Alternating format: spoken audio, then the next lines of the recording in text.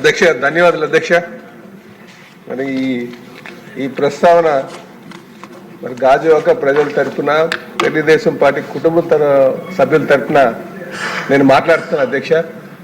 అధ్యక్ష గడిచిన ఈ 9 నెలలు మనం ఎన్డీఏ ప్రభుత్వం కూటమి ప్రభుత్వం అధికారంకి వచ్చిన తర్వాత సుమారు 9 లక్షలు గ్రీవెన్స్ వచ్చినాయి అధ్యక్ష. పబ్లిక్ గ్రీవెన్స్ రెడ్రెసల్ సిస్టమ్ కానీ చూస్తే 9 లక్షలు మనకి అర్జీలు వచ్చినాయి.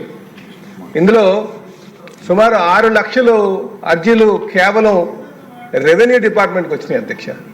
ఇంకా మిగతా డిపార్ట్మెంట్లు అన్ని కలిపి పోలీస్ కానీ మున్సిపల్ అడ్మినిస్ట్రేషన్ కానీ 20,000 30,000 అలాగ వచ్చినాయి అధ్యక్ష. అయితే వీటికి పరిష్కారం అన్నది ఒకసారి ఆలోచిస్తే అధ్యక్ష, దీనికి పరిష్కారం ఈ అసెంబ్లీ ద్వారా పరిష్కారాలు రావాలి అధ్యక్ష. ఎందుకంటే అధికారులు డెసిషన్ తీసుకుంటే దీనికి పరిష్కారం దొరికి ఉండేది.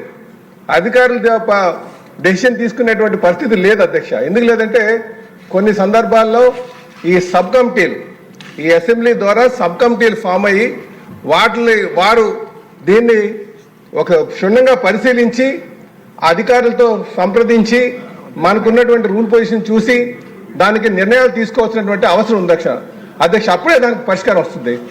ఉదాహరణ అధ్యక్ష, మా గాజువాకలకు సంబంధించి ఏపీఐసికి సంబంధించిన ల్యాండ్స్ ఉన్నాయి అధ్యక్ష. ఈ ల్యాండ్స్ సుమారు ఐడిసి కింద 1962 నుంచి ఇప్పటి వరకు కూడా రికవర్ చేసుకొచ్చారు. అక్కడ గ్రామాలు కొన్ని 7 గ్రామాలు ఉన్నాయి అధ్యక్ష. ఫకీర్ తఖ్యా అని చెప్పేసి, వడ్లపూడని, తుంగలం అని, చటివన్పాలెం అని చెప్పేసి ఈ గ్రామాలకి దాని చుట్టూ ఉన్నటువంటి ఆ గ్రామాల చుట్టూ ఉన్నటువంటి ల్యాండ్స్ తీసుకొని భవిష్యత్తులో ఈ గ్రామంలో ఉన్నటువంటి వారు జనాభా పెరిగితే వాళ్ళ అవసరార్థం కొన్ని ల్యాండ్స్ పెట్టారు. ఆ ల్యాండ్స్ డిస్ట్రిబ్యూట్ చేయాలి అధ్యక్ష. ఆ డిస్ట్రిబ్యూషన్ కోసం ఇంతవరకు కూడా ఎవరు నిర్ణయాలు తీసుకోలేదు అధ్యక్ష. ఎందుకంటే 62లో ఎక్విజిషన్ జరిగింది. ఆ ల్యాండ్స్ అయితే వాళ్ళు అక్కడే ఉన్నాయి. వాటిని ఇప్పుడు డిస్ట్రిబ్యూట్ చేయాలంటే 5వ తరం ఉంది అధ్యక్ష. 5వ తరం నుంచి 5వ తరంకి లీగల్ ఎయిర్ తీసుకోవాలంటే ఎవరిస్తారు అధ్యక్ష? ఎంఆర్ ఆఫీస్ దగ్గరికి వెళ్ళి లీగల్ ఎయిర్ ఇవ్వమంటే ఇవ్వడానికి ఆస్కారం లేదు. అలాగే పోనీ ఇవ్వలేకపోతున్నారు కనుక మేము గ్రామ సభలు పెట్టాం. గ్రామ సభల మీద కూడా ఇంతవరకు నిర్ణయాలు తీసుకోలేదు. ఇదే కాకుండా అధ్యక్ష, రాష్ట్ర వ్యాప్తంగా కూడా మనం స్ట్రక్చరల్ ఎంక్రోచ్మెంట్స్కి జీవోలు ఇచ్చాం, వీటికి రెగ్యులైజ్ చేసుకోమని. కానీ అబ్జెక్షనబుల్ పోరంబోక్స్ మీద ఇల్లు నిర్మాణం చేస్తే దాని మీద సుప్రీంకోర్టు డైరెక్షన్ ఉందని చెప్పేసి వాళ్ళకి మన పట్టాలు ఇవ్వట్లే. కానీ మరి ఎన్ని సంవత్సరాలు అలాగే ఉంచుతాం అధ్యక్ష? మనం సుప్రీంకోర్టు డైరెక్షన్ 2002 నుంచి 2004 మధ్యన వచ్చింది అధ్యక్ష.